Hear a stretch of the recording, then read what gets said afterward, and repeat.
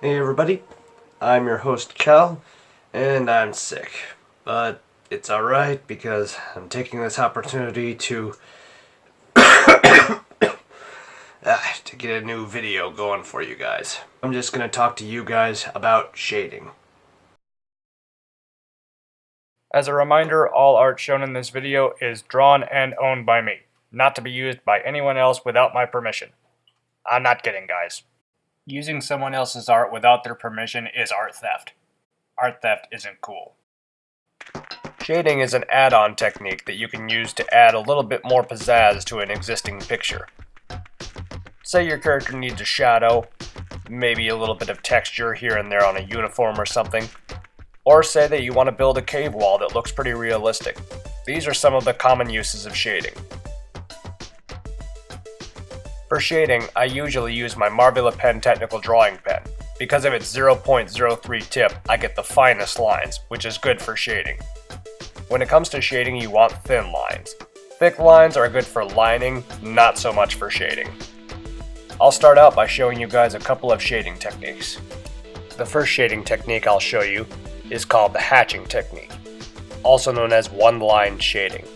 It differs from cross-hatching, which is two-line shading, in that you only use one line. What I mean by that is that you draw one line close to another line, close to another line, or one line on top of another line on top of another line. The result looks like a scribble, but it's actually a very simple and easy form of shading. Cross-hatching involves doing a single hatch pattern in one direction, followed by another single hatch pattern in the opposite direction. This creates a diamond or a cross looking effect. It actually fills in lines a whole lot better than the single hatch technique, so you can get a little bit more variation on textures with this. Here I'm using the single hatch technique in order to create a gradient. Notice how it goes from light to dark to extremely dark. This is really good for shadowing. It's also good for adding burns, scratches, and other damage.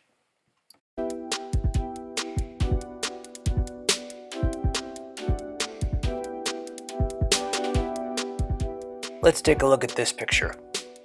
Looks pretty decent, but it's a little bit flat looking. Maybe some shading will help. I decide to fill in the belt straps first. These are what are holding the thigh plates together. They're probably going to be made of some kind of flexible material, and I want them to have a feeling of texture to them.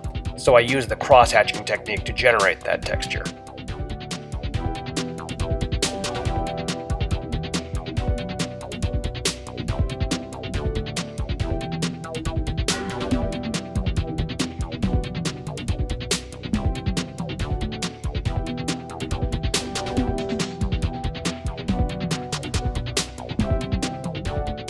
Then I add textures in other places, including the gun and the helmet.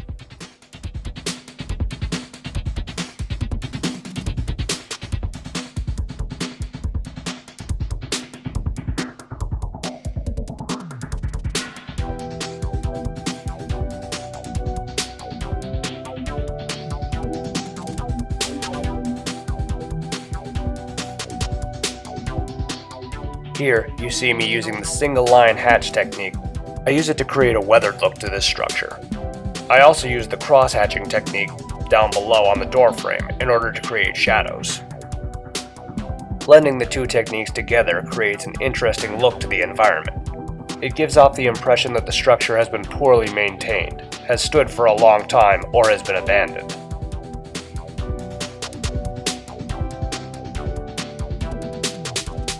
Want more art tips? Leave a comment or subscribe. And if you want to see more art, visit my DeviantArt page. The link is in the description. I'll see you next time. I'll see you next time, art peeps.